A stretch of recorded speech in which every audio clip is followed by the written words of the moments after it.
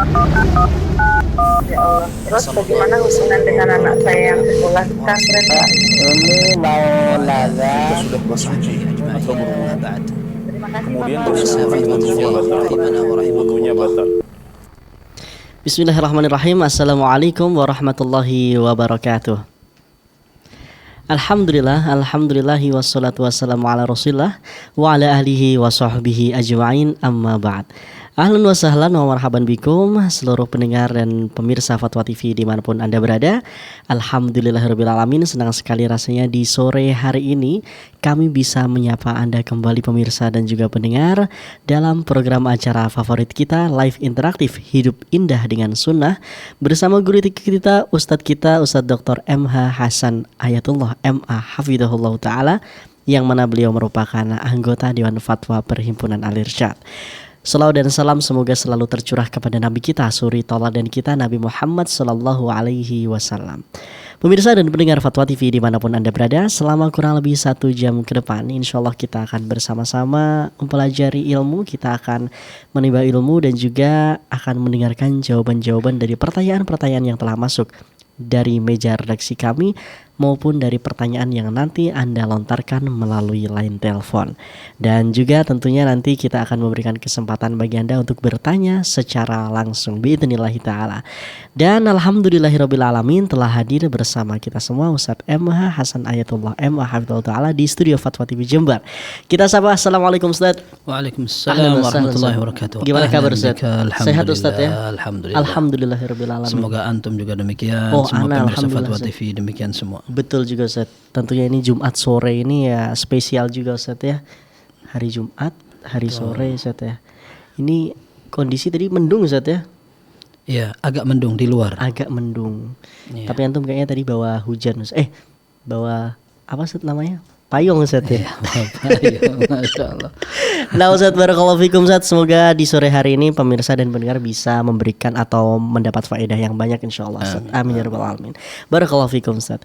Baik pemirsa dan pendengar dimanapun Anda berada, tak lupa kami menyapa rekan kami yang tergabung dalam RTVC, seluruh pendengar yang ikut mendengarkan acara di sore hari ini. Di antaranya ada Radio Sahabat Tegal, Radio MDFM Probolinggo, Radio Sago FM Sumatera Barat, Radio Al-Hikmah Banyuwangi, Radio Tua FM Riau, dan juga Radio Mas FM Sragen.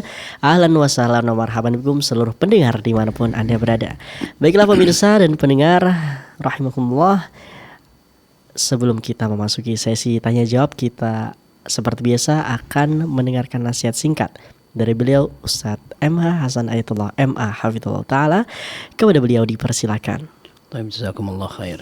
Bismillahirrahmanirrahim. Alhamdulillahirabbil alamin. Wassallallahu wasallam wa baraka ala abdihi wa rasulihi nabiyina Muhammad wa ala alihi wa sahbihi ajma'in, amma ba'd.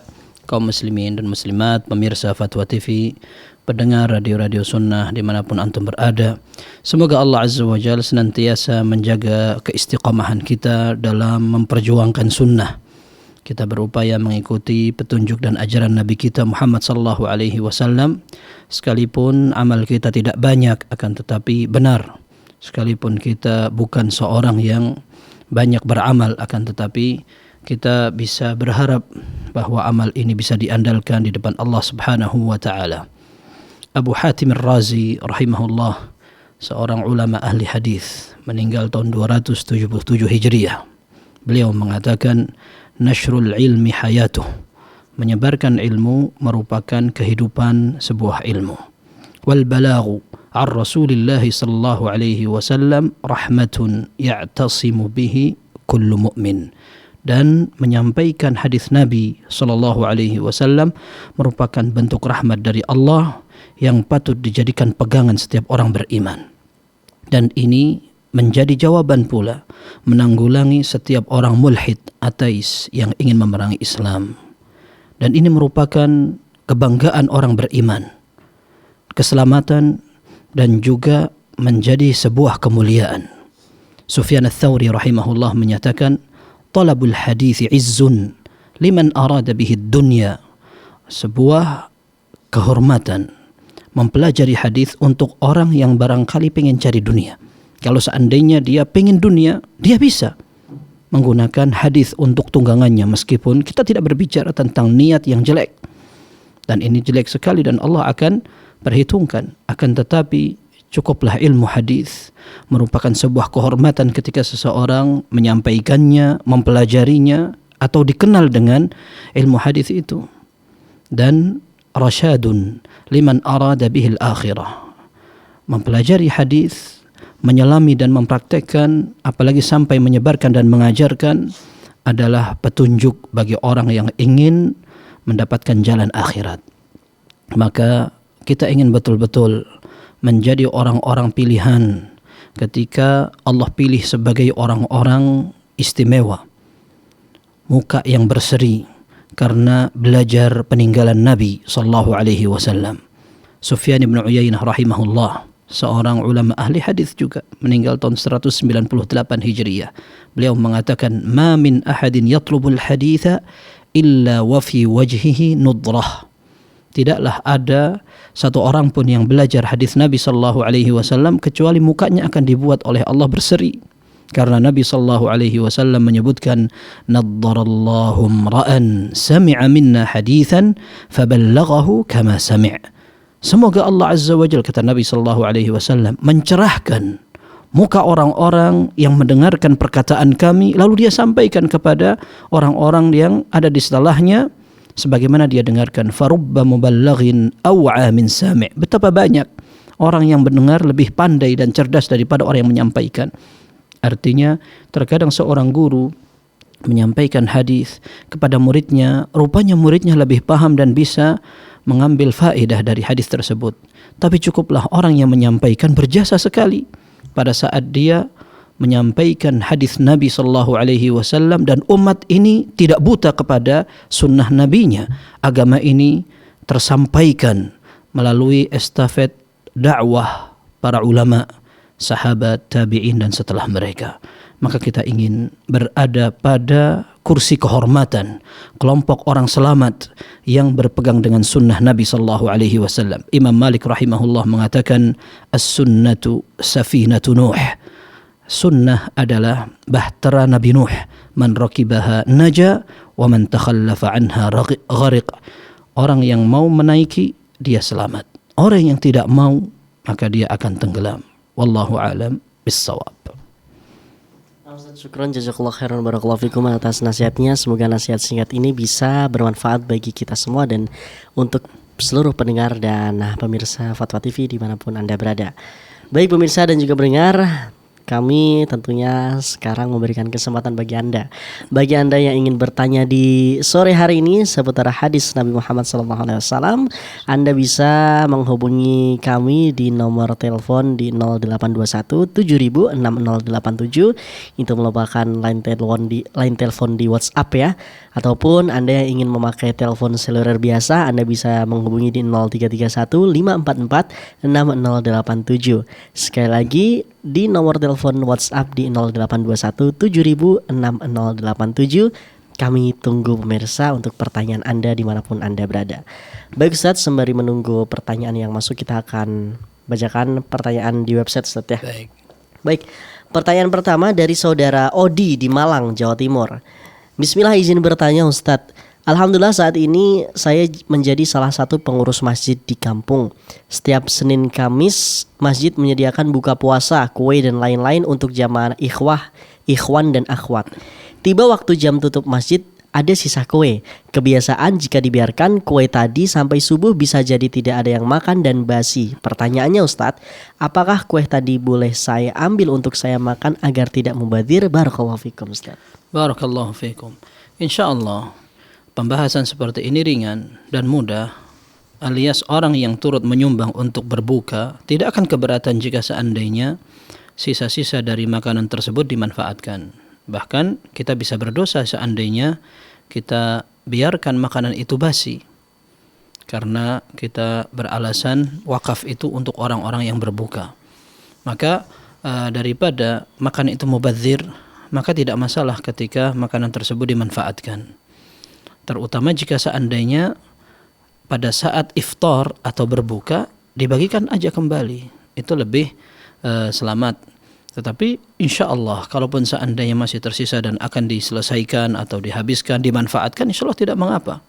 dan itu bukan merupakan sebuah harta yang berharga bagaikan luqatah atau barang temuan yang harus diumumkan. Tidak seperti itu. Bahkan seandainya rusak dan akhirnya mubazir, kita berdosa. Insya Allah tidak mengapa. Barakallahu fikum.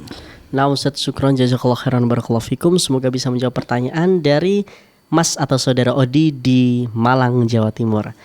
Baik, pertanyaan selanjutnya Ustaz, masih dari website. Ini ada dari Saudara Aldi Dwitara di Deli Serdang, Sumatera Utara. Pertanyaan, Assalamualaikum Ustaz, saya mau bertanya, apa arti dari mimpi saya melihat ular, terus ular tersebut mengejar dan menggigit ibu saya di kaki selama 2 kali Ustaz? Syukron jazakallah khairan. Wa jazakumullahu khairan. Beberapa mimpi seperti ini pernah ditanyakan kepada Syekh Abdul Muhsin Al-Abbad hafizahullah ta'ala, dan beliau mengatakan, saya bukan seorang ahli ta'wil, sehingga barangkali orang yang paling pantas untuk menjawab seperti ini adalah orang yang memang Allah beri kelebihan dalam menyampaikan ta'wil mimpi, dan itu hibah, itu adalah anugerah Allah, dan wallahu a'lam apakah bisa dipelajari atau tidak. Yang kedua, kebanyakan mimpi sebenarnya lebih dipengaruhi oleh pikiran dan perasaan. Dan para ulama menyatakan bahwa mimpi itu ada 3. Mimpi yang pertama adalah mimpi yang baik, dan itu datangnya dari Allah Subhanahu wa ta'ala. Orang yang melihatnya sudah sepantasnya dia menyembunyikan, tidak menceritakan kepada orang lain sehingga orang-orang lain bisa hasad. Yang kedua, dia perlu istibsyar, artinya berbahagia dan bersyukur kepada Allah, dan dia yakini bahwa ini adalah kebaikan yang Allah berikan kepadanya, karena mimpi itu membahagiakan. Kemudian mimpi kedua adalah mimpi yang buruk, menakutkan, mengerikan, dan ini datang dari syaitan. Dan syaitan memang ingin berusaha membuat manusia kebingungan, sedih, galau, dan seterusnya. Maka cara yang tepat, kata para ulama, ketika seorang bermimpi buruk, dia rubah posisi tidurnya. Yang pertama. Yang kedua, dia isti'adzah, dia minta perlindungan kepada Allah Subhanahu wa ta'ala. Kemudian yang ketiga, dianjurkan pula dia untuk tafel atau meludah, meskipun tidak harus banyak yang dikeluarkan, akan tapi cukup dia memberikan sikap meludah. Isti'adzah, minta perlindungan kepada Allah dari syaitan, lalu dia meludah. Sudah selesai, habis itu dia pindah posisi tidurnya, dan jangan lupa dia berdoa kepada Allah Azza wa Jalla. Kemudian dia tidak perlu menceritakan kepada orang lain, kata Nabi sallallahu alaihi wasallam, fa innahu la yadhurruh. Karena yang seperti ini biiznillah tidak akan membahayakan. Dia mimpi dipancung seperti sebuah kejadian yang dilihat oleh sahabat Nabi sallallahu alaihi wasallam, ada orang dipancung kepalanya menggelinding, lalu diceritakan. Maka kata Nabi sallallahu alaihi wasallam, tidak perlu diceritakan, itu hanya mimpi saja, biarkan saja. Kemudian yang ketiga dari model mimpi adalah adghathu ahlam, mimpi yang dipengaruhi oleh pikiran, perasaan, atau yang membuat dia galau dan seterusnya. Karena suka pun demikian bisa berpengaruh kepada mimpi seseorang. Oleh karenanya para ulama ketika mengatakan ini kebanyakan yang nomor 3 ini, maka tidak perlu dia terlalu pikirkan, biarkan saja seperti itu, dan insya Allah tidak akan membahayakan. Barakallahu fiikum. Nah Ustaz, barakallahu fiikum Ustaz, syukron jazakallahu khairan atas jawabannya. Semoga bisa menjawab pertanyaan dari Saudara Aldi di Deli Serdang. Baik, selanjutnya sudah ada penelpon yang masuk. Ini ada Ibu Muhami di Sumatera Barat. Kita sapa. Halo, assalamualaikum Fatwa TV. Waalaikumsalam warahmatullahi wabarakatuh. Ibu Muharni ya, baik. Iya, di Maninjau, Sumatera Barat. Baik, silahkan Ibu dengan pertanyaannya. Begini Ustadz, saya mau tanya, saya kan selalu sholat tahajud itu jam 3:30. Karena kalau jam 2 saya tidak bisa tidur lagi, nanti tidak terbangun pagi subuh gitu. Kemudian apakah itu afdal sholat saya yang selalu 3:30? Itu yang pertama. Baik. Yang kedua, saya setelah sholat isya selalu sholat witir. Nanti setelah sholat tahajud saya tidak witir lagi gitu. Itu yang saya tanyakan. Baik. Kemudian Ustadz, yang ketiga, setelah sholat tahajud itu saya selalu membaca doa zikir pagi petang apakah itu afdal karena subuh gitu atau Baik. mohon maaf, terima kasih atas jawabannya. Baik. Assalamualaikum warahmatullahi wabarakatuh. Waalaikumsalam warahmatullahi wabarakatuh. Baik, tidak apa-apa ketika seorang ingin melaksanakan sholat tahajud qiyamul lail di kapan saja. Dalam hadis yang sahih, Aisyah radhiyallahu anha mengatakan, "Min kulli lail qad awtara Rasulullah sallallahu alaihi wasallam min awwalihi wa awsatihi wa akhirih fantaha witruhu ila as-sahar." Kata Aisyah radhiyallahu anha, di setiap bagian malam Nabi sallallahu alaihi wasallam pernah mencobanya untuk salat witir, alias salat malam maksudnya. Di awal malam, di pertengahan maupun di bagian akhir. Artinya semua malam itu bisa dimanfaatkan untuk qiyamul lail. Terserah mau di awal mau di akhir. Kalau seandainya bisa di bagian akhir, maka Nabi sallallahu alaihi wasallam mengatakan itu lebih afdal. Maksudnya di bagian akhir adalah ketika seseorang bangun tidur. Kalau di bagian awal sebelum dia tidur, karena Nabi sallallahu alaihi wasallam menyatakan man khashiya alla yaquma akhiral laili falyutir awwalah wa man tami'a an yaquma akhiral laili falyutir akhirahu fa inna salata akhiril laili mashhudatun wa dzalika afdal. Kata Nabi sallallahu alaihi wasallam, orang yang khawatir tidak bangun malam silahkan kalau mau salat sebelum tidur, tapi orang yang yakin akan bangun di bagian akhir malam, maka lebih baik dia sholat di bagian akhir malamnya karena dihadiri malaikat dan itu lebih afdal. Sehingga wallahu alam tidak ada bedanya antara sholat di jam 2 atau jam setengah 4 selama itu masih di bagian sepertiga malam terakhir dan itu merupakan waktu turunnya Allah Azza wa Jal untuk lebih mengkabulkan doa hambanya. Sehingga ini tidak apa-apa seperti itu. Adapun sholat witir yang dilakukan sebelum tidur kemudian nanti di bagian akhir sholat malam tidak witir lagi juga tidak apa-apa. Nabi sallallahu alaihi wasallam menyampaikan kepada Abu Hurairah radhiyallahu an, diceritakan sendiri oleh Abu Hurairah, "Awsani khalili sallallahu alaihi wasallam bi thalathin la ad'uhunna hatta amut." Aku diberi wasiat oleh Nabi sallallahu alaihi wasallam dengan 3 poin. Dan aku akan berjanji tidak tinggalkan sampai aku mati. Dan itu betul-betul dilakukan oleh Abu Hurairah. Di antaranya wa an utira qabla an anam. Dan aku diperintahkan atau diwasiati oleh Nabi SAW untuk witir sebelum tidur.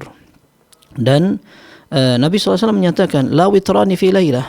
Tidak boleh seseorang melakukan salat witir 2 kali dalam satu malam. Hanya kalau seandainya seseorang yakin atau dia sudah menjadi kebiasaan bangun malam, kalau dia bisa witir di bagian akhir seperti kita sebutkan tadi itu lebih afdal.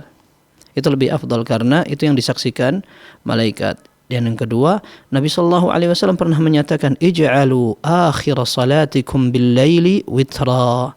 Jadikan penutup salat kalian di malam hari adalah salat witir.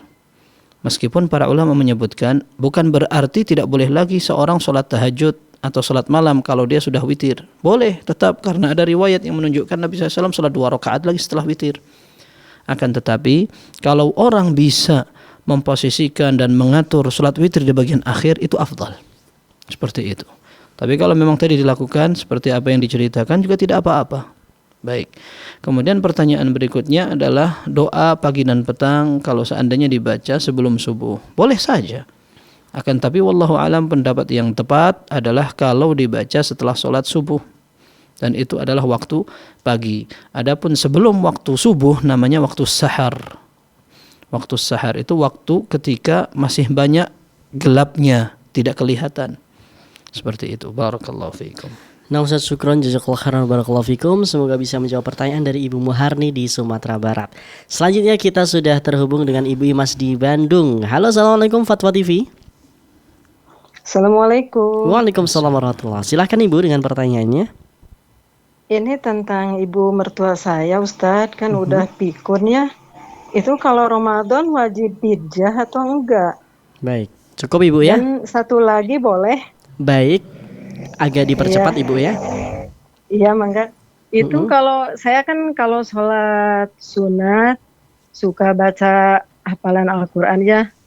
Tapi dicicil gitu surat Al-Baqarah mau belajar, boleh enggak gitu dicicil 2 rakaat. Baik. Itu kalau udah Fatihah rakaat kedua baca ta'awudz lagi atau basmalah. Ya, terima kasih Ustaz. Baik, terima kasih Ibu. Baik. Silakan Ustaz. Untuk pertanyaan pertama tentang orang yang pikun. Para ulama mengatakan pikun ini dalam bahasa Arabnya adalah kharaf. Artinya akalnya sudah rusak, tidak bisa lagi digunakan berpikir, lupa, kemudian dia tidak ngerti apa yang dikerjakan. Kadang-kadang dia merasa masih malam padahal sudah siang, kadang siang juga bertanya ini sudah sholat isya belum. Nah, orang seperti ini para ulama mengatakan dia tidak wajib beribadah. Kalau memang betul-betul dia sudah pikun, maka tidak wajib dia puasa, sholat pun tidak. Adapun orang yang masih terkadang mampu untuk mengingat, maka dia disuruh untuk sholat, disuruh untuk puasa kalau mampu. Tapi kalau sudah tua, maka tidak wajib lagi. Orang yang tua dan tidak mampu untuk berpuasa, dia bisa dibayarkan fidyah. Kalau seandainya dia mampu berpuasa. Kalau dia mampu berpuasa, alias dia sebenarnya masih berfikir. Cuman kekuatan fisik yang tidak mendukung, maka orang ini fidyah. Tetapi kalau pikun, maka dia tidak wajib lagi untuk berpuasa. Sehingga kalaupun ada keluarganya tidak membayarkan fidyah tidak apa-apa, karena kharaf atau orang yang sudah pikun tidak wajib untuk beribadah sekalipun. Nabi sallallahu alaihi wasallam menyatakan rufi'al qalamu an thalath, 'anil naimi hatta yastayqidh wa 'anil majnuni hatta yafiq wa 'anis saghiri hatta yahtalim atau kama qala sallallahu alaihi wasallam. Ada 3 golongan yang diampuni oleh Allah Azza wa Jalla, alias tidak dituntut untuk melakukan tugas sebagai seorang mukallaf. Orang tidur sampai bangun, orang gila sampai sadar, dan anak kecil sampai dia baligh. Nah, kalau seandainya ada orang tidak berfikir alias tidak bisa seperti orang yang wajar pada umumnya, maka dia tidak wajib untuk berpuasa atau sholat. Baik. Kemudian yang kedua, untuk membaca Al-Quran 2 rakaat atau bagaimana tadi? Nah, Ustaz, jadi membaca surat setelah Al-Fatihah tapi dicicil rakaat pertama, rakaat kedua gitu Ustaz. Misalnya Al-Baqarah tapi dicicil gitu Ustaz. Jawabannya tidak apa-apa, karena hukum asalnya orang yang sholat diminta untuk membaca yang mudah untuk dibaca. Nabi sallallahu alaihi wasallam menyatakan, "Tsumma qra' ma tayassara ma'aka minal Qur'an." Ketika Nabi sallallahu alaihi wasallam mengajari salat para sahabatnya, beliau mengatakan, "Kamu baca yang mudah kamu baca." Nah, hanya para ulama dari jumhur atau mayoritas mereka mengatakan bahwa membaca Al-Fatihah wajib hukumnya, bahkan rukun. Sehingga yang harus dibaca adalah Al-Fatihah. Adapun sisanya bebas. Yang mau dibaca mau surat ini, mau 1 ayat, mau 2 ayat, mau panjang, mau pendek, semua sudah dicontohkan oleh Nabi sallallahu alaihi wasallam. Sebenarnya diceritakan oleh sebagian sahabat, "Ma shallaitu wara'a imamin qattu akhaffa salatan wala atamma salatan minhu sallallahu alaihi wasallam." Aku tidak pernah salat di belakang imam yang paling panjang dan yang paling pendek melaksanakan salatnya daripada Nabi sallallahu alaihi wasallam. Artinya itu boleh-boleh saja, mau baca ini, mau baca itu, mau lanjut. Dan ini afdal ketika ada orang membaca 1 surat lalu disempurnakan atau dihabiskan. Ini bagus. Meskipun dibagi 2 tidak apa-apa. Dan boleh juga kalau seandainya dia ambil 1 ayat dari surat ini kemudian 1 ayat lain dari surat lain juga boleh. Tetapi kalau dia bisa selesaikan 1 surat meskipun dicicil seperti tadi tidak apa-apa. Seperti itu. Barakallahu fiikum. Nah Ustaz, terus ini mungkin tadi agak ada pertanyaan sedikit Ustaz, kalau setelah Al-Fatihah itu membaca basmalah atau ta'awudz Ustaz? Iya, kalau ta'awudz sudah awal yang dia baca selesai. Ketika dia akan membaca Al-Fatihah pada rakaat pertama, dia dianjurkan untuk beristi'adzah kata para fuqaha, untuk membaca ta'awudz. Untuk setelahnya tidak harus lagi. Setelahnya tidak perlu untuk isti'adzah atau membaca a'udzubillahi minasyaitonir rajim. Adapun basmalah, para ulama mengatakan bahwa basmalah ini untuk surat Al-Fatihah, mereka mengatakan bahwa basmalah masuk dalam surat Al-Fatihah. Untuk selain surat Al-Fatihah, maka basmalah menjadi pembatas pada surat dari surat yang lain. Surat yang satu dengan surat yang lainnya. Maka apakah dibaca atau tidak? Wallahu a'lam, dibaca saja. Kalau seandainya dia baca di pertengahan surat, maka tidak membaca tidak apa-apa. karena dia sudah sampai pada surat tertentu seperti itu. Wallahu a'lam bissawab. Nah, Ustaz, syukron jazakallahu khairan barakallahu fikum Ustaz atas jawabannya. Ini sangat jelas insyaallah ya jawaban dari Ustaz. Semoga bisa menjawab pertanyaan dari Ibu Imas di Bandung. Selanjutnya telah terhubung ada Ummu Yodi di Riau. Kita sapa. Halo, Assalamualaikum Fatwa TV. Waalaikumsalam warahmatullahi wabarakatuh. Baik, silahkan Ibu dengan pertanyaannya. Iya. Assalamualaikum Ustaz. Assalamualaikum warahmatullahi wabarakatuh. Izin melanjutkan pertanyaan dari member WhatsApp di Rosa Ustaz. Begini Ustaz, ada teman saya diundang untuk pertemuan organisasi Aku Cinta Masjid. Di sana hadir calon wali kota, ketika pulang diberi sekaleng biskuit dan sajadah. Yang mau ditanyakan, apa hukum memakan biskuit tersebut dan memakai sajadah? Itu aja Ustaz. Baik. Ya. Terima kasih. Jazakallah khairan. Waalaikumsalam. Jazakumullah khairan. Baik. Semoga kita menjadi orang yang cinta masjid selalu, tidak mesti harus ada asosiasi dan kegiatan. Ini lagi demam ketika ada orang mengatakan gerakan salat subuh berjamaah, gerakan berpuasa, gerakan kajian dan seterusnya. Dan biasanya demam cinta dan gerakan-gerakan ini tidak lama, ya. Dan sudah semestinya orang beriman cinta dan dekat dengan masjid dan merasa bertanggung jawab untuk memakmurkannya pada setiap saat. Terutama laki-lakinya. Kalau perempuan tentu ketika mereka sholat di rumah lebih afdal. Tetapi kalau mereka sholat di masjid itu yang memang sudah seharusnya. Siapa lagi yang akan memakmurkan kalau bukan mereka. Dan memakmurkan masjid juga bukan hanya dengan rame-rame rapat, apalagi sampai tabuh-tabuh yang lain. Tetapi dengan sholat itu yang paling utama. Yang kedua dengan mengaji Al-Quran, atau kalau ada pengajian itu yang dilakukan oleh Nabi SAW dulu. Begitu. Baik, kalau terkait dengan hadiah yang dibawa oleh baik itu donatur, panitia, DKM, kemudian dari pemerintah misalkan, dengan yang tadi disebutkan, maka insya Allah tidak mengapa. Ya, tidak mengapa. Mau dipakai di masjid itu atau di rumah, insya Allah tidak mengapa, selama memang tidak ada unsur keharaman. Ya, tadi pertanyaannya umum, maka jawabannya umum. Pertanyaannya boleh atau tidak menerima dan memanfaatkan hadiah tadi. Ini yang Anda pahami dari pertanyaan itu. Pertanyaannya bagaimana memanfaatkan yang mana itu hadiah yang dibagikan. Maka secara umum seorang memanfaatkan sebuah hadiah boleh, tidak ada apa-apa. Mau dibagi di masjid atau di luar masjid sah-sah aja. Kecuali kalau memang ada unsur-unsur yang mengharamkan, itu urusan lain lagi. Barakallahu fiikum. Nah, Ustaz Taufik barakallah, syukran jazakallahu khairan Ustaz atas jawabannya. Semoga bisa menjawab pertanyaan dari Ummu Yodi di Riau. Selanjutnya sudah terhubung Ibu Yanti di Sumatera Barat kembali. Kita sapa. Halo, Assalamualaikum Fatwa TV. Waalaikumsalam warahmatullahi wabarakatuh. Baik Ibu Yanti, silahkan dengan pertanyaannya Ibu. Iya, Assalamualaikum Ustaz. Assalamualaikum warahmatullahi wabarakatuh. Mau bertanya Ustaz tentang doa Allahumma inni as'aluka bi anni asyhadu annaka antallahu la ilaha illa anta al-ahdus samad lam yalid wa lam yulad wa lam yakul lahu kufuwan ahad. Apakah doa ini termasuk bertawasul dengan nama-nama Allah dalam memulai sebuah doa Ustaz? Jazakallah khair. Assalamualaikum warahmatullahi wabarakatuh. Waalaikumsalam warahmatullahi wabarakatuh. Betul, itu merupakan salah satu contoh tawasul dengan nama Allah, dan Nabi SAW bertanya kepada sahabat, siapa tadi yang berdoa dengan itu? Kemudian Nabi SAW menyatakan dia telah meminta dengan satu permintaan yang tidak bakal ditolak sama Allah. Dia telah memanjatkan kepada Allah satu lafaz yang ketika digunakan maka Allah tidak akan tolak doa orang tersebut. Dan ini merupakan salah satu contoh yang diikrar atau dibenarkan oleh Nabi SAW.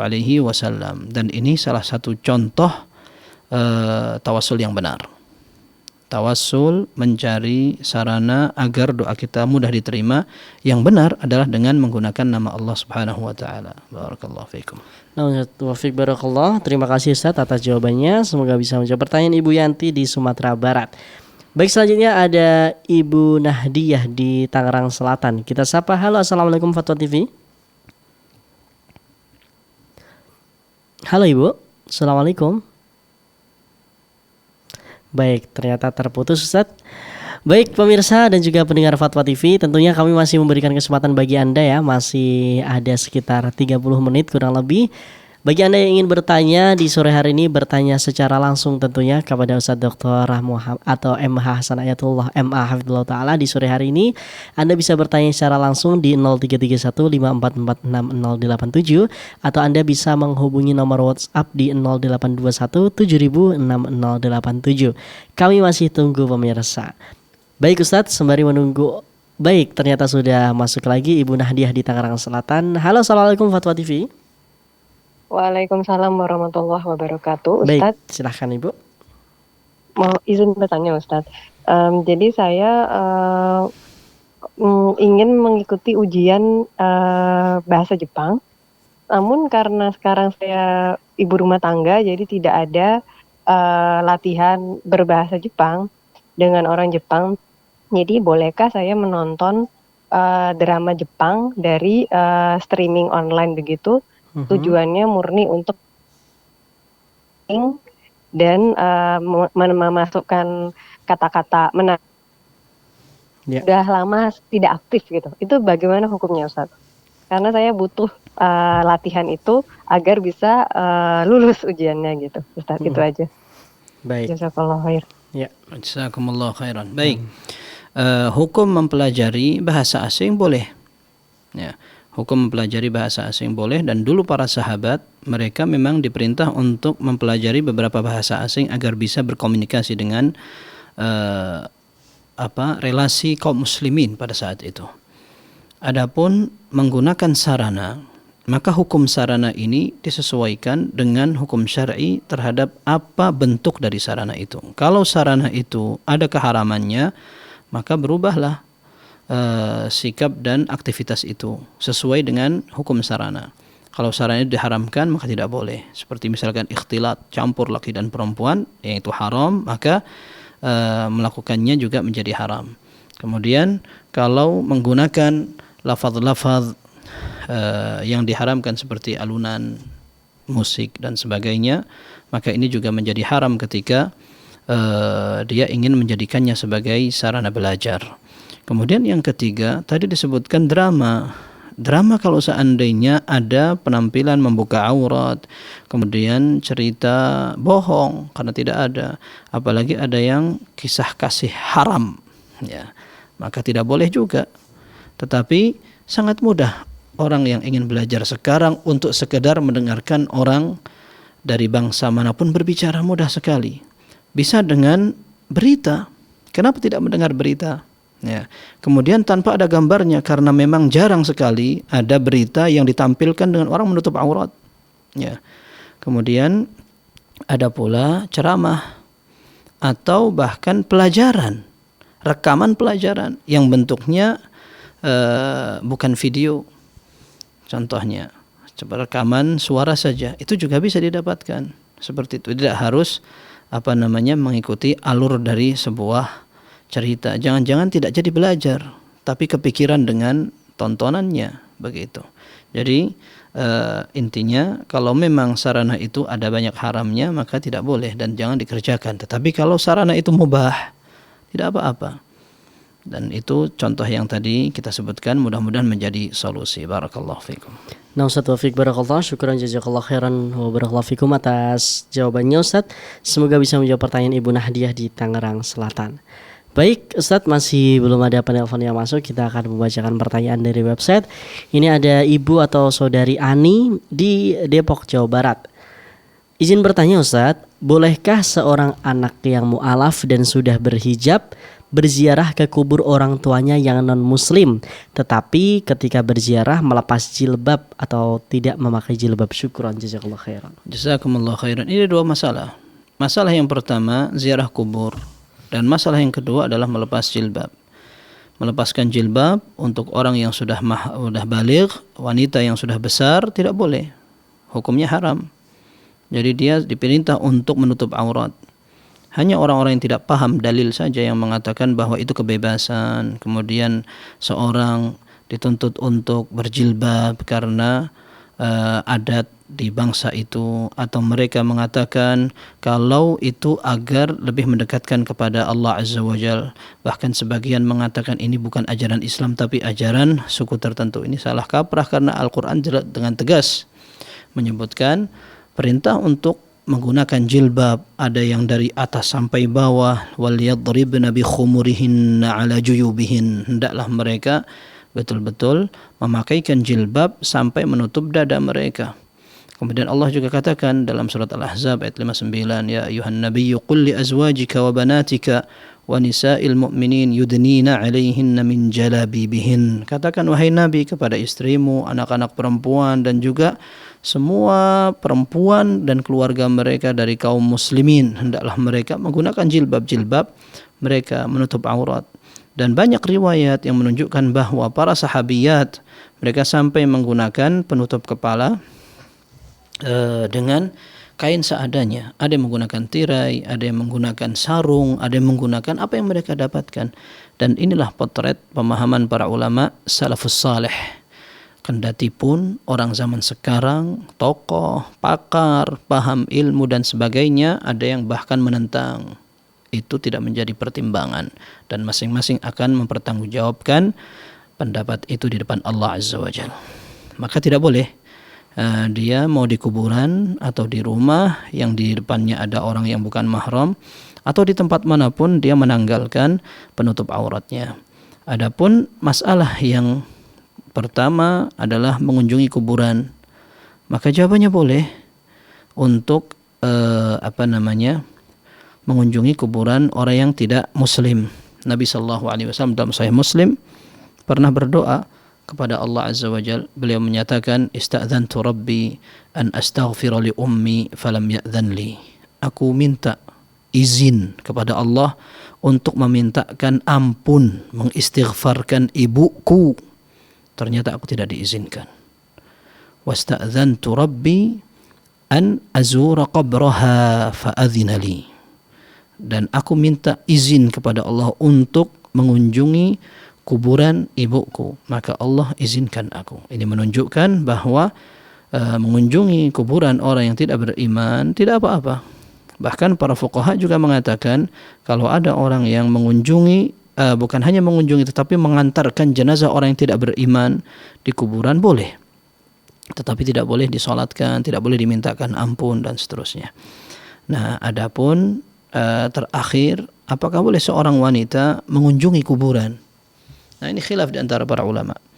Ada sebagian mereka mengatakan tidak boleh secara mutlak, dan ada yang mengatakan boleh kalau jarang dan tidak boleh kalau sering-sering. Dan kalau seandainya seorang berupaya untuk berhati-hati dengan tidak mengunjungi, maka insya Allah dia akan berpahala juga ketika dia tidak mengunjungi karena hati-hati dari sebuah hadis Nabi sallallahu alaihi wasallam yang mengatakan la'anallahu zairati al-qubur. Allah melaknat para wanita yang mengunjungi kuburan. Sebagian ulama mengatakan bahwa hadis ini berkaitan dengan kalau ada perempuan yang sering datang ke kuburan. Dan para ulama juga mengatakan kenapa dilarang di kuburan mereka mengunjungi di para wanita, untuk menjaga agar tidak terjadi hal-hal yang tidak diinginkan, karena wanita ini lemah. Datang kuburan dengan perasaan akhirnya sedih, akhirnya melakukan ratapan dan seterusnya yang dilarang itu. Wallahu a'lam bissawab. Nah, Ustaz, baik, syukran jazakallahu khairan barakallahu fikum atas jawabannya. Semoga bisa menjawab pertanyaan dari Saudari Ani di Depok. Baik, selanjutnya kita sudah tersambung dari Ibu hamba Allah kembali dari Sumatera Barat. Kita sapa. Halo, assalamualaikum Fatwa TV. Waalaikumsalam warahmatullahi wabarakatuh. Silahkan Ibu dengan pertanyaannya Ibu. Baik. Ya, assalamualaikum Pak Ustaz. Assalamualaikum warahmatullahi wabarakatuh. Aku mau nanya tentang doa iftidal ini, yang mana yang dibaca Sami Allahu liman hamidah hamdan katsiran thayyiban mubarakah itu, apakah itu boleh dibaca waktu doa kita iftidal itu Pak Ustaz? Baik, itu saja Ibu. Ya, terima kasih Ibu. Jazakillah khairan barakallahu fiik. Baik, jawabannya boleh, dan itu adalah sunnah.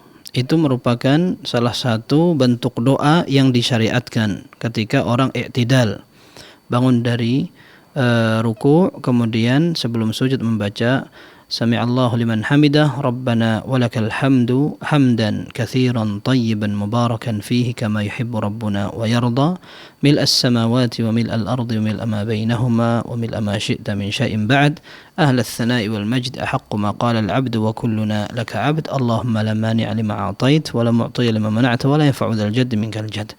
Orang yang bisa membaca lengkap seperti ini tidak apa-apa. Kalau ada yang membaca dengan singkat Rabbana walakal hamd juga tidak apa-apa. Artinya yang ditanyakan tadi adalah hadis yang sahih. Wallahu a'lam bissawab. Nah Ustaz, syukran, jazakallah khairan, barakallahu fikum Ustaz. Dan pemirsa, kami masih mengingatkan bagi Anda yang ingin bertanya secara langsung di sore hari ini, kami masih memberikan kesempatan bagi Anda, masih ada sisa waktu. Silahkan untuk bisa menghubungi kami di 0821 7000 6087 melalui line WhatsApp, atau Anda bisa menghubungi kami melalui telepon biasa, seluler biasa di 0331 544 6087. Anda bisa bertanya seputar hadis Nabi Muhammad SAW di sore hari ini. Baik, selanjutnya sudah terhubung Ustadz, ada Ibu Isa di Pekalongan. Kita sapa. Halo, assalamualaikum Fatwa TV. Waalaikumsalam. Ustaz, assalamualaikum. Ya, Assalamualaikum warahmatullahi wabarakatuh. Mau nanya, itu kalau sholat Jumat, orang Jumatan belum pulang, apa di rumah boleh sholat, mengerjakan sholat? Iya. Baik. Itu aja. Baik, terima kasih Ibu. Baik, para ulama mengatakan bahwa kaum wanita tidak wajib untuk melaksanakan sholat jamaah, sebagaimana mereka juga tidak wajib untuk melaksanakan sholat Jumat. Maka ketika mereka akan melaksanakan sholat di rumah masing-masing, tidak apa-apa, tidak perlu menunggu imam selesai, karena mereka tidak terikat. Yang jelas harus masuk waktu. Ketika sudah masuk waktu sholat zuhur, maka mereka akan sholat di awal waktu atau di tengah waktu, tidak apa-apa. Bahkan di akhir waktu selama belum keluar pun tidak apa-apa, karena pelaksanaan sholat mereka tidak berkaitan atau terikat dengan pelaksanaan sholat di masjid. Wallahu a'lam bissawab. Ustaz, syukron, jazakallah khairan, barakallahu fikum. Semoga bisa menjawab pertanyaan dari Ibu Isa di Pekalongan. Selanjutnya sudah terhubung ada Bapak Abdullah di Lampung. Kita sapa. Halo, assalamualaikum Fatwa TV. Waalaikumsalam. Silakan Bapak. Tanya Ustaz. Ya, silakan. Cara menumbuhkan rasa diawasin Allah Subhanahu wa taala kepada anak-anak kita, bagaimana caranya Ustaz? Terima kasih, jazakallahu khair. Nah, jazakallahu khair. Waalaikumsalam. Assalamualaikum warahmatullahi wabarakatuh. Yang pertama adalah menumbuhkan dulu ke orang tuanya. Kalau orang tuanya juga tidak merasa itu diawasi Allah, maka menyampaikan kepada anak seperti teori. Ya, seperti kita belajar dan kita ajarkan hanya sebatas pelajaran thaqafah atau kebudayaan wawasan. Tapi kalau kita betul-betul merasa itu adalah bagian dari hidup, maka ketika kita sampaikan ke mereka, kita akan lebih menjiwai. Seperti banyak orang yang mengatakan, kamu harus belajar betul-betul, nanti jangan sampai miskin kayak bapak. Sampai mungkin nangis-nangis itu ketika memberi nasihat kepada anaknya. Seorang ibu menasihati anak putrinya yang menikah akan diambil suaminya, nangis-nangis betul karena dia tahu dan menjiwai. Maka kalau orang tua mengenal Allah dan akrab, dia akan lebih mengena ketika menyampaikan kepada anak. Yang kedua, bagaimana caranya? Ya, kita perlu untuk selalu mengikat setiap nasihat dengan Allah Azza wa Jalla.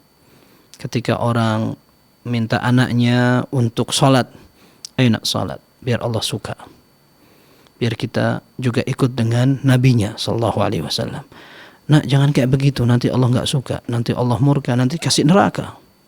Kemudian kita mudah untuk mengiming-imingi anak dengan surga. Kita kenalkan dengan enak, kalau di surga kita butuh apa, kita minta akan dikasih. Kalau neraka ini bahaya, itu ada itu api bahaya, panas sekali.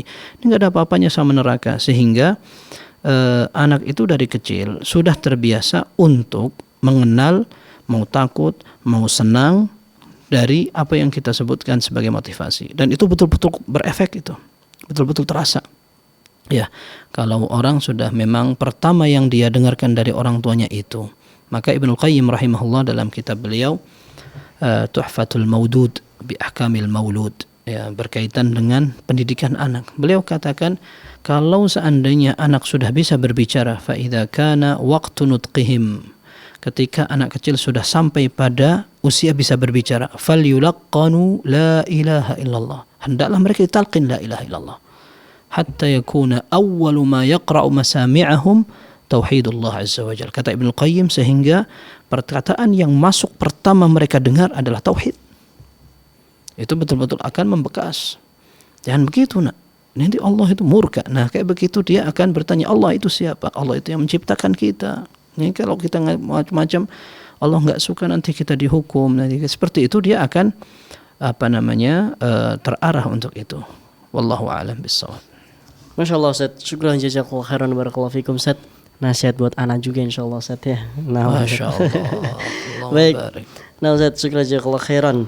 Baik pemirsa, masih ada sedikit waktu pemirsa bagi Anda yang belum sempat untuk bertanya secara langsung. Kami masih memberikan kesempatan bagi Anda untuk bisa bertanya secara langsung di sore hari ini melalui line telepon kami di 0331 544 6087, atau Anda bisa menghubungi di line WhatsApp di 0821 7000 6087. Kami masih tunggu pemirsa. Baik, selanjutnya Ustadz, ada Saudara Idris Kesnadi di Bogor, Jawa Barat. Assalamualaikum warahmatullahi wabarakatuh Ustadz. Maaf izin bertanya Ustadz, bolehkah ketika sholat sunnah rawatib qobliyah dan ba'diyah duduk tahiyatnya pakai iftirosi, sedangkan jika sholat subuhnya memakai duduk tawaruk? Sekian, terima kasih Ustadz. Assalamualaikum warahmatullahi wabarakatuh. Waalaikumsalam warahmatullahi wabarakatuh. Duduk iftirash yang sering kita kenal sebagai duduk tahiyat awal. Kemudian duduk tawarruk adalah duduk untuk tahiyat akhir. Ini yang kita kenal dan kita sering lihat dan kita praktekkan. Dua-duanya sah ketika ada orang menggunakannya. Mau semua sholat pakai iftirash, mau semua sholat atau semua rakaat dan semua tasyahud menggunakan tawarruk, semuanya sah. Akan tapi mana yang lebih afdal? Dan Nabi SAW dalam hadis yang sahih, beliau setiap sholat 2 rakaat iftirash seperti tahiyat awal, ketika beliau lanjut ke rakaat ketiga dan keempat, beliau akan menggunakan tawarruk seperti tasyahud akhir yang kita sering lihat itu. Kalau 2 rakaat aja bagaimana? Ini khilaf di antara madhab Syafi'i dan Hambali. Dalam madhab Syafi'i, kalau ada orang yang tasyahud, setelah tasyahud langsung salam, entah itu sholat sunnah atau sholat Jumat atau sholat subuh dan yang semacamnya, maka duduk yang lebih afdal adalah tawarruk. Karena hadis dalam Sahih Bukhari dari Abu Humaid As-Sa'idi, Nabi sallallahu alaihi wasallam disifati oleh Abu Humaid, fa idza jalasa fi ar-rak'atil akhirah qaddama rijlahu al-yusra wa nasaba al-ukhra wa qa'ada ala maq'adatihi. Apabila Nabi sallallahu alaihi wasallam salat di rakaat terakhir, maka beliau akan menjadikan kaki kiri di bawah kaki kanan, ya, agak dimajukan begitu, kemudian kaki kanannya berdiri seperti kita tahu orang yang duduk tawarruk itu, dan beliau duduk di atas badan yang biasa untuk duduk itu. Baik, ini tawarruk namanya. Dan Syafi'iyah mengatakan setiap tasyahud yang akhirnya ditutup dengan salam, maka duduknya tawarruk. Adapun Hanabilah, mereka mengatakan setiap tasyahud yang hanya dilakukan dari 2 rakaat, maka mereka memilih iftirash. Dan dalilnya adalah fa idza kana fi ar-rak'atain jalasa ala rijlihi al-yusra wa nasaba rijlahu al-yumna. Hadisnya sama itu. Hadisnya sama dalam hadis Bukhari dari Abu Humaid As-Sa'idi. Nabi sallallahu alaihi wasallam kalau tasyahud setelah sampai 2 rakaat, beliau akan duduk di atas telapak kaki kiri dan memberdirikan telapak kaki kanan, alias iftirash.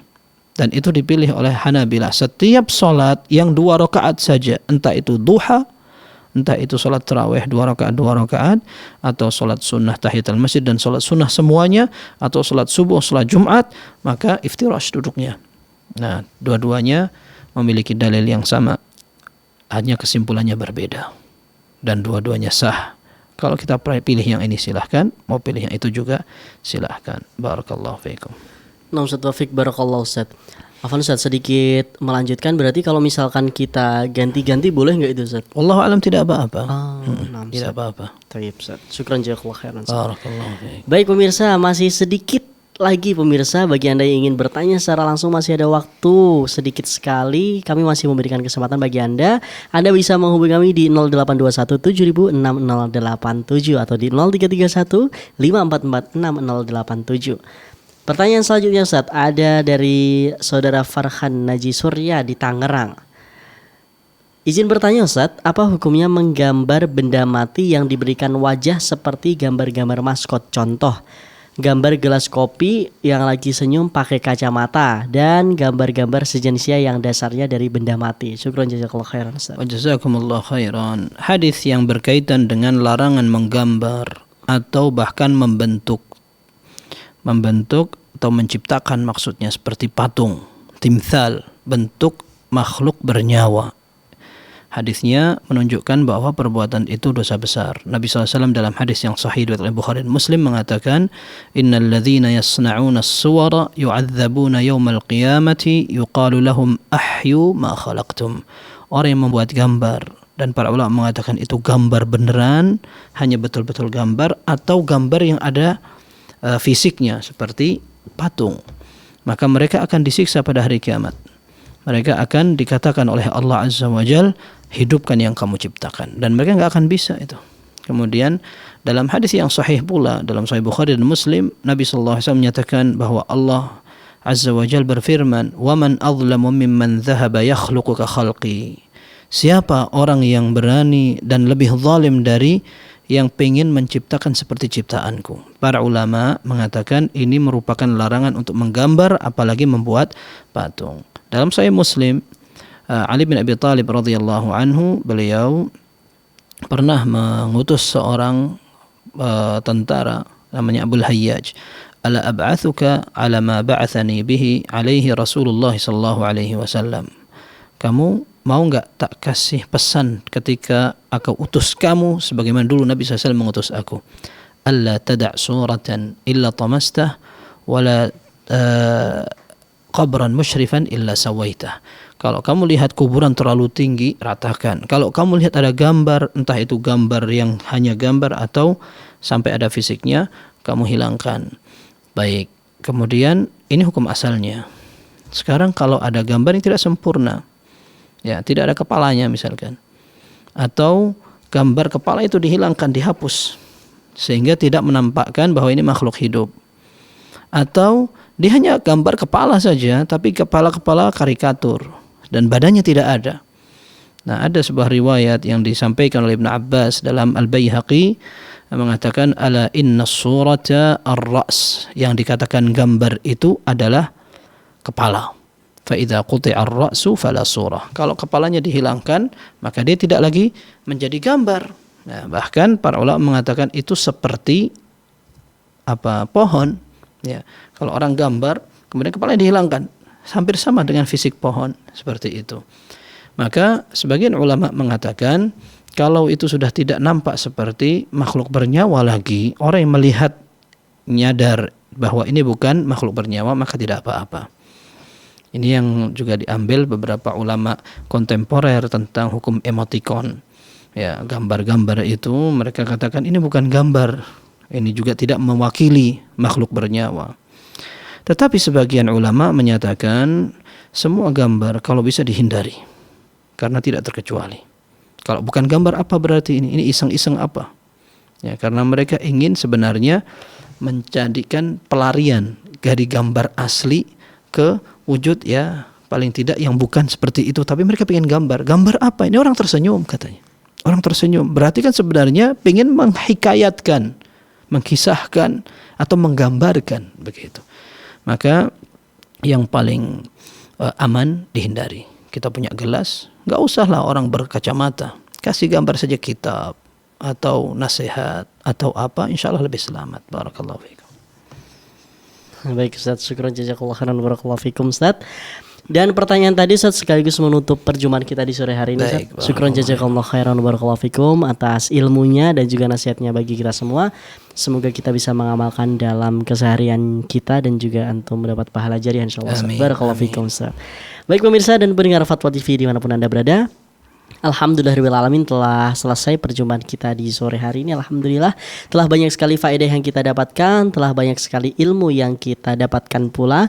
Dan terima kasih bagi Anda yang telah ikut berpartisipasi di sore hari ini dengan bertanya secara langsung dan juga ikut meramaikan program di sore hari ini. Dan pemirsa, bagi Anda yang ingin mengetahui rangkaian acara di Fatwa TV lebih detail, Anda bisa mengunjungi website kami di www.fatwatv.id dan juga Anda bisa update tanya jawab di www.dewanfatwa.com/tanya jawab.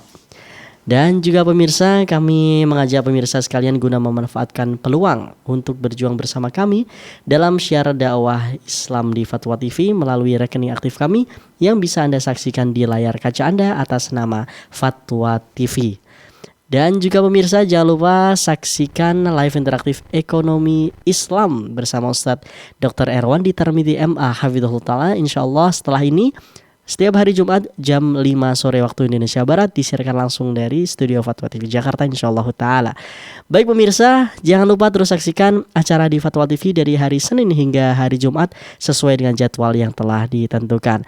Akhirnya saya mewakili kerabat kerja yang bertugas pamit undur diri. Kita tutup dengan doa kafaratul majlis. Subhanakallahumma wa bihamdika asyhadu an la ilaha illa anta astaghfiruka wa atubu ilaik. Assalamualaikum warahmatullahi wabarakatuh. Ya Allah. Terus bagaimana hubungan dengan anak saya yang sekolah di pesantren, Pak? Ini mau nanya. Kita sudah bersuci atau berwudu. Terima kasih.